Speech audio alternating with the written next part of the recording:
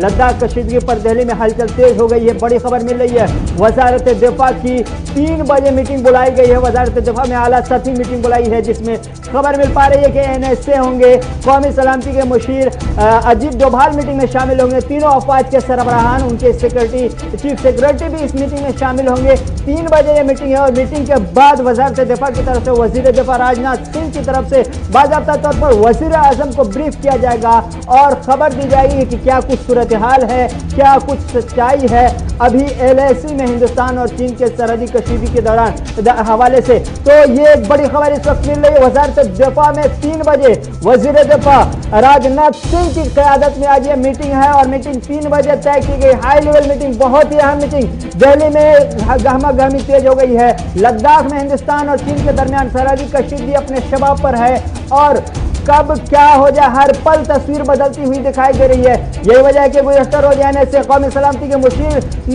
अजीत डोभाल ने एक high level meeting की थी और मीटिंग भी इंटरनल एक्सटर्नल इंटेलिजेंस के डायरेक्टर के साथ की थी और सूरत हाल का जायजा लिया था, जिसमें यह तय पाया कि ये लड़ाई लंबी चलने वाली, उसी हिसाब से तैयारी की जाए। और अब सबकी निगाहें वजारत दिफा के दरवाजे पर लगी हुई है कि आज की मीटिंग में क्या तय किया जाएगा और क्या कुछ फैसला लिया जाएगा, क्योंकि चीन मानने को तैयार नहीं है और हिंदुस्तान है कि इस बार चीन को सबक सिखाने के लिए पूरी तरह से तैयार है। तो हिंदुस्तान और चीन के दरमियान सरहदी कशीदगी अपने शबाब पर है। अहम मीटिंग, बहुत ही हाई लेवल मीटिंग और बहुत ही खास मीटिंग, जिसमें पूरे हिंदुस्तान और पूरे चीन के साथ साथ साउथ एशिया की भी नजर है और पूरी दुनिया की इस मीटिंग पर खास नजर है, क्योंकि ये मीटिंग तय करेगा कि आगे चीन और हिंदुस्तान के रिश्ते किस मोड़ पर जाएंगे और चीन को सबक सिखाना है, आखिर क्या करना है। चीन को बार बार हिंदुस्तान की तरफ से कहा गया कि टेबल पर आकर बात करें, बातचीत के जरिए मसले का हल निकाले, लेकिन चीन मानने को तैयार नहीं था। मजबूरन हिंदुस्तान ने यह फैसला किया कि अब चीन का जवाब चीन की भाषा में, चीन की जबान में दी जाए। और अब इस वक्त जो खबर मिल पा रही है कि दिल्ली में गहमा गहमी तेज हो गई। हमारे साथ हमारे एग्जीक्यूटिव एडिटर इशफाक गौहर जुड़ चुके हैं लाइव इस सिलसिले में अपडेट लेकर। इशफाक, क्या कुछ अपडेट है? दिल्ली में गहमा गहमी तेज हो गई, 3 बजे मीटिंग के हवाले से क्या अपडेट है? रहमत, सबसे पहले गुलिस्तान न्यूज ने इस खबर को ब्रेक किया था कि आज एक और मीटिंग जो है वो होनी है बैक टू बैक, क्योंकि हमने पहले देखा था कि कौमी सलामती के मुशीर अजीत डोभाल ने एक मीटिंग ली थी जिसमें तीनों बड़े ऑफिसेज यानी एक्सटर्नल अफेयर्स, डिफेंस और होम मिनिस्ट्री के बड़े ऑफिशियलों ने ब्रीफ किया उन्हें कि क्या कुछ सिचुएशन है। उसके बाद ही ये खबर सामने आ रही थी कि अब वज़ीर जो डिफेंस मिनिस्टर है वो भी मीटिंग बुलाएंगे और डिफेंस मिनिस्टर राजनाथ सिंह ने तकरीबन 3 बजे, जो हमें ऑफिशियल सोर्सेज से कंफर्म खबर है कि 3 बजे उन्होंने मीटिंग बुलाई है। सुबह पहले टाइम आ रहा था 4 बजे का, अब उसको रिशेड्यूल कर दिया गया है 3 बजे। और इस मीटिंग के अंदर जो ऑफिशियल्स प्रेजेंट होंगे यानी CDS वहां पर रहेंगे, वज़ीर दिफा के सामने CDS रहेंगे, चीफ ऑफ डिफेंस स्टाफ रहेंगे, जो लगातार वहां पर नजर बनाए रखे हुए हैं। उन्होंने सुबह NSA को भी ब्रीफ किया था, अभी डिफेंस मिनिस्टर को ब्रीफ करेंगे। उसके बाद माना जा रहा है कि आर्मी चीफ भी वहां पर रहेंगे, एयरफोर्स के चीफ भी रहेंगे और नेवी के चीफ भी वहां पर रहेंगे। तीनों चीफ और CDS इकट्ठे डिफेंस मिनिस्टर के सामने बैठेंगे और मीटिंग करेंगे। यह भी माना जा रहा है कि इंटेलिजेंस एजेंसीज की जो रिपोर्ट्स है जो लगातार कल से आ रही हैं उन्हें भी देखा जाएगा और उसमें रक्षा को लेकर क्या कुछ किया जा रहा है, यानी सिर्फ वेस्टर्न बॉर्डर जो लद्दाख वाला बॉर्डर है सिर्फ उसके लिए नहीं, बल्कि एंटायर बॉर्डर जो 3500 किलोमीटर से ज्यादा लंबी बॉर्डर लद्दाख के साथ, चाइना के साथ लग रही है, बीजिंग के साथ है, वहां पर सिक्योरिटी हाई अलर्ट पर है और क्या कोई चूक तो नहीं है उस पर जो है वो नजर रखी जाएगी और किस तरीके से उनकी जारियत का जो जवाब जो है वो दिया जाएगा, एक रणनीति बनाई जाएगी। उसके फौरन बाद यह भी माना जा रहा है कि वजीर दिफा राजनाथ सिंह प्राइम मिनिस्टर को ब्रीफ करेंगे आज ही कि क्या कुछ लद्दाख के अंदर हुआ है। बड़ी खबर यह है कि प्राइम मिनिस्टर को भी ब्रीफ किया जाएगा कि किस तरीके से पिछले कई दिनों से 29, 30, 31 और 1 तारीख को जो कुछ हुआ है, ये क्या कुछ हुआ, किस तरीके से आर्मी ने काम किया, अभी की क्या पोजीशन है, इन ब्रीफ वो दिया जाएगा प्राइम मिनिस्टर को, क्योंकि प्राइम मिनिस्टर भी खुद पल पल की नजर जो है वो इस पर रखे हुए हैं। नंबर 1। नंबर 2 जो काफी इंपॉर्टेंट है आज के दिन के हवाले से, जो सरहद के उस पार से खबरें आ रही है, उन इंटेलिजेंस इनपुट्स को जब एसेस किया जाता है, जो हमारी दिल्ली में कुछ लोगों से बात हुई उनका मानना कि देखिए कभी कभार इसलिए भी दिया जाता है कि हमारा ध्यान भटके और दुश्मन किसी और जगह से हमला करे। इसलिए हम 100% उन इंटेलिजेंस रिपोर्ट्स को नहीं मानते हैं, हम क्रॉस एग्जामिन करते हैं, अपना दिमाग लगाते हैं, रणनीतिकार जो उस जगह को जानते हैं उनसे वार्ता करते हैं, उसके बाद लाइन ऑफ एक्शन को तैयार किया जाता है। यही वजह है कि एंटायर बॉर्डर 3500 किलोमीटर वाला जो बॉर्डर है, जो अरुणाचल से है, जो हिमाचल से है, जो जम्मू कश्मीर के अंदर से जाता है, वो ऑन हाई अलर्ट कर दिया गया है। और बड़ी खबर जो इसमें यह भी है कि जो ऑलरेडी डिप्लॉयमेंट हमारी वहां पर है, 3 डिवीजन जो फोर्सेस हमने वहां लगा दिया है, उसमें किसी तरीके की कमी नहीं होगी, क्योंकि लगातार रक्षा मामले यानी जो डिफेंस के लोग हैं वो ये मान रहे थे कि देखिए अब ये वो वाली एलएसी नहीं है जो आप पिछले साल देख रहे थे, जो आज से 4 महीने पहले आप देख रहे थे, बल्कि अब इस एलएसी का नेचर 100% चेंज हो गया है। जिस तरीके से एलसी लाइन ऑफ कंट्रोल को हम 24/7 मॉनिटरिंग में रख रहे हैं, उसी तरीके से इस एलएसी को भी अब 24/7 मॉनिटरिंग में रखना होगा, क्योंकि चाइना खामोश बैठेगा नहीं, और जब तक वो पीछे जाएंगे नहीं तब तक हमारा पोस्चर भी तेजी के साथ आगे बढ़ता रहेगा। इशफाक, इस बीच खबरें ये भी वायरल हो रही कि लद्दाख में कई गांवों को खाली भी कराया गया है, क्या इस तरह की खबरें आप तक हैं? देखिए बड़ी चीजें आ रही हैं, लेकिन आधिकारिक तौर पर जब हम ग्राउंड जीरो की बात करेंगे, जो चशूल के एरिया से ये खबर आ रही थी कि जो लाइन ऑफ कंट्रोल के पास वाले गांव हैं या कुछ नोमैन वहां पर चले गए हैं, उनको वहां से हटाया गया है। वो एक सिस्टम का हिस्सा होता है। जब इस तरीके के हालात, जंगी सूरत हाल हो, जंगी सूरत हाल में हमने अक्सर देखा है कि इस तरीके के मामलात होते हैं कि पुशबैक किया जाता है, लोगों को पीछे रखा जाता है ताकि किसी तरीके की कोई कैजुअलिटी ना हो। लेकिन अभी तक कोई ऑफिशियल कन्फर्मेशन इसकी नहीं है। हाँ, कुछ सोर्सेज से जरूर इस तरीके की खबर मिली थी, लेकिन ऑफिशियल कंफर्मेशन ना तो सेना की तरफ से की गई और ना ही डिस्ट्रिक्ट एडमिनिस्ट्रेशन ने किसी तरीके से कोई कंफर्मेशन इस बारे में अभी की है। इशफाक, आज की मीटिंग जो वजारत दिफा में मीटिंग होने वाली है, उसके बाद पीएम को ब्रीफ किया जाएगा, और कल हमने देखा कि एनएसए की मीटिंग हुई इंटेलिजेंस डायरेक्टर के साथ। हम क्या ये माने कि 29-30 के शब्द, दरमियानी शब्द को कुछ हुआ है, कुछ बड़ा हुआ है, जिसकी वजह से एनएसए की मीटिंग हुई, आज वजारत दिफा की मीटिंग होगी, फिर पीएम को ब्रीफ किया जाएगा?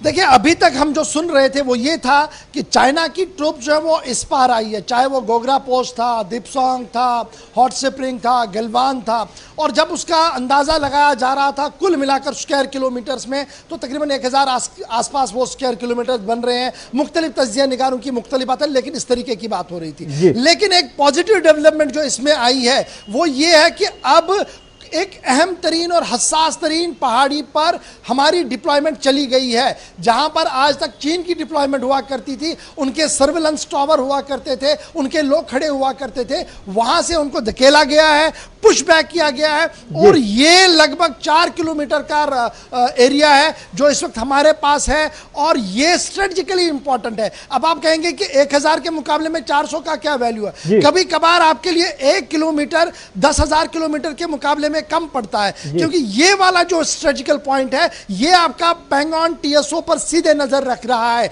न सिर्फ पैंगोंग टीएसओ पर नजर रखेगा, बल्कि दुश्मन के इस पार, यानी जब आप एलसी के इस पार देखेंगे, एलएसी के इस पार, यानी चीन के उस वाले मामले पर भी आप गहरी नजर इन डेप्थ रख सकते हैं। इसलिए यह स्ट्रेटेजिकल इंपॉर्टेंट था। यही वजह है कि वहां पर जो आर्टिफिशियल इंटेलिजेंस टावर लगाया गया था उसको सबसे पहले हटा दिया गया और वहां से उनको धकेला गया, ताकि पूरी तरह से यह एस्टैब्लिश होकर वहां पर रख सके। और अभी माना जा रहा है कि जिस तरीके से जिस रेजिमेंट ने इसमें काम किया है उसमें वो लोग हैं जिन्हें आज तक चीन नकारते आ रहा है, तिब्बतियन लोग हैं। उन्होंने भारत की सीमा जो ऑलरेडी एक एस्टैब्लिश्ड यूनिट उनका है, उन्होंने ये ऑपरेशन सारा किया है। यही वजह है कि पिछले 3 दिन से और पिछले 48 घंटों से लगातार मीटिंग जो है वो दिल्ली के अंदर चल रही है।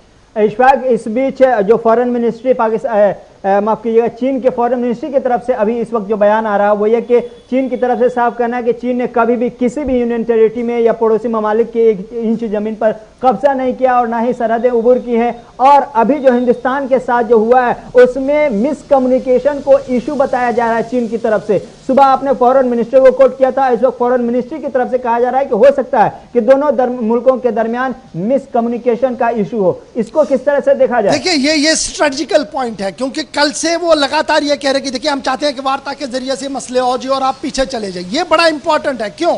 जो भारत सरकार का व्यू पॉइंट है पैंगोंग टीएसओ के अंदर सबसे पहले वो क्या है, हम मानते हैं कि हमारी जो लाइन है वो फिंगर 8 है, हमारी जो एलएसी है वो फिंगर 8 है। यही वजह है कि जब पेट्रोलिंग हुआ करती थी पैंगोंग त्सो के अंदर, दिपसोंग के अंदर, वो फिंगर 8 तक चली जाती थी। लेकिन जो चाइना है वो 4 तक मानता था। लेकिन यहां पर कोई परमानेंट स्ट्रक्चर, कोई परमानेंट फौजें नहीं थी, वो भी आते थे, हम भी जाते थे और मामला खत्म हो जाता था। अब जब ये मामला हमने आज किया, जब ये खबर सामने आई कि एक पहाड़ी जो स्ट्रेटेजिकली काफी इंपॉर्टेंट है और 4 किलोमीटर वाला वो मामला अंदर है, तो जरूर दर्द हुआ होगा चाइना के अंदर। यही वजह कि वो कह रहे हैं कि ये मिसकम्युनिकेशन है और हम अपनी लाइन पर है। वो तो गलवान में भी कह रहे हैं कि हम अपनी लाइन पर है, पैंगोंग त्सो में भी वो अपनी लाइन पर है, क्योंकि उनका परसेप्शन ये है कि 4 लाइन है। तो इसलिए ये परसेप्शन उनका जो है वो उनकी जगह सही हो सकता है, लेकिन भारत सरकार का जो परसेप्शन है, जो उन्होंने ऑफिशियल कम्युनिकेशंस की हैं, वो 8 है और वहां पर लगातार वो अपनी कार्रवाई कर रहे हैं। इशफाक, हम देख रहे हैं कि टैंक भी तैनात कर दिया, मजीद फौजियों की तैनाती की भी खबर मिल रही है। ऐसे में अब दिल्ली से जो आज मीटिंग है वो गहमागहमी तेज है। आज की मीटिंग को लेकर के क्या माना जाए, क्या बड़ा फैसला हो सकता है? देखिए, रेस्पॉन्ड कैसा होगा जी, ये बड़ा इंपॉर्टेंट है, क्योंकि आपने जो कार्रवाई की है शायद चीन इसके लिए तैयार नहीं था और चीन को ये एक्सपेक्ट नहीं था कि भारत की तरफ से इस तरीके की कार्रवाई होगी, इसलिए रिएक्शन होगा। उस रिएक्शन को मिनिमाइज किया जाए, कम से कम रखा जाए और नाकाम किया जाए, उसके लिए स्ट्रेटजी जो है वो डेवलप की जा रही है। ये नंबर 1 सबसे इंपॉर्टेंट है, जो डिस्कशन पॉइंट ऑफ डिस्कशन है। दूसरा, जो हम लगातार सुन रहे हैं कि B-2 बॉम्बर जी लाइन ऑफ एक्चुअल कंट्रोल के पास खड़े कर दिए गए हैं और वो देख रहा। B-2 बॉम्बर मीन्स उस जहाज के अंदर यह सलाहियत है, वो एटम बम को उठाकर डाल सकता है। ये चीन दबे अल्फाज में बड़ी चीजें कह रहा है, उसको कैसे हैंडल किया जाए, इसलिए भारत सरकार की तरफ से भी इंडियन एयरफोर्स, नेवी और आर्मी को हाई अलर्ट पर कर दिया गया है। और खुद एनएसए ने कहा दिया है, और इससे पहले वजीर दिफा ने कहा था कि चीन फौजी वहां पर लंबी समय के लिए हैं और हर एक चीज जो है वो मयसर रखी जा रही है। और हाई अलर्ट का मतलब यह भी है, कल से जो हम देख रहे हैं, पठानकोट से लेकर पंजाब, पंजाब से लेकर श्रीनगर और श्रीनगर से लेकर लद्दाख, हाईवेज पर जो भागम भागी चल रही है, जिस तरीके से जहाज उतर रहे हैं और जा रहे हैं, और ये सारा कुछ ये इसलिए हो रहा है ताकि कटिंग अक्रॉस द बॉर्डर आप मैसेज दें कि अगर आपने थोड़ी सी भी जुम्बिश की तो सिचुएशन खराब हो सकती है। जी बिल्कुल, सिचुएशन खराब हुई तो हिंदुस्तान पूरी तरह से तैयार है। बहुत बहुत शुक्रिया इशफाक गौहर तमाम तफसीलात के लिए। तो हिंदुस्तान और चीन के दरमियान सरहदी कशीदगी अपने शवा पर है, दिल्ली में गहमागहमी अपने शवा पर है। देखना होगा क्या फैसला होता है, लेकिन हिंदुस्तान पूरी तरह से कमर कस चुका है कि चीन को इस बार सबक सिखाना है। दिफाई तज्जिया निगारों और डिफेंस एक्सपर्ट का क्या कुछ कहना है हिंदुस्तान और चीन के दरमियान जारी इस कशीदगी पर, डिफेंस एक्सपर्ट को भी आप सुनिए।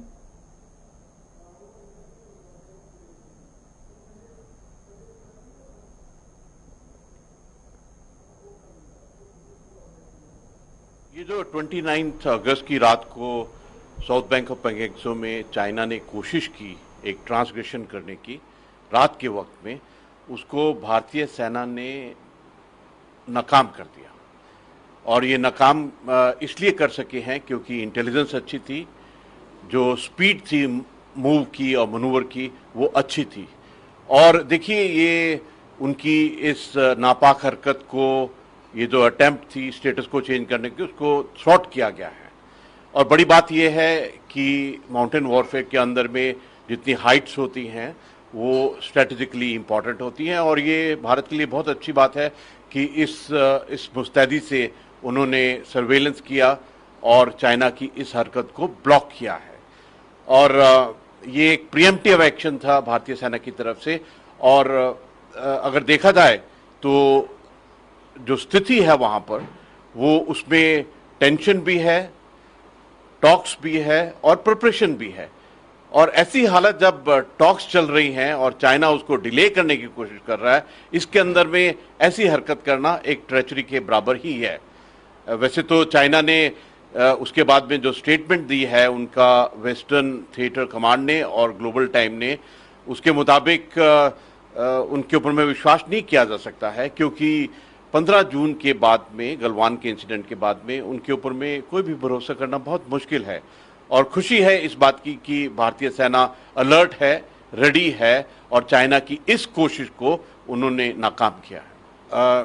जो भारत के विदेश मंत्री जी हैं, उन्होंने कुछ एक बहुत अहम बात कही है। उन्होंने कहा है कि दोनों देश बिलियन प्लस हैं, हमारी हिस्ट्री है, कल्चर है, इसलिए जरूरी है कि दोनों देश के अंदर में अंडरस्टैंडिंग और इक्विलिब्रियम होना चाहिए, इसको हासिल करना चाहिए हमारे को। और उन्होंने एक बहुत ही वेल्ड थ्रेट की तरह एक बहुत ही अच्छे शब्दों में उन्होंने कहा है कि जो भारत की कैपेबिलिटीज हैं वो चाइना की कैपेबिलिटीज को मैच करती हैं और रिस्पॉन्स करने के लिए इक्वल मेजर में रिस्पॉन्स करने के लिए काबिलियत है।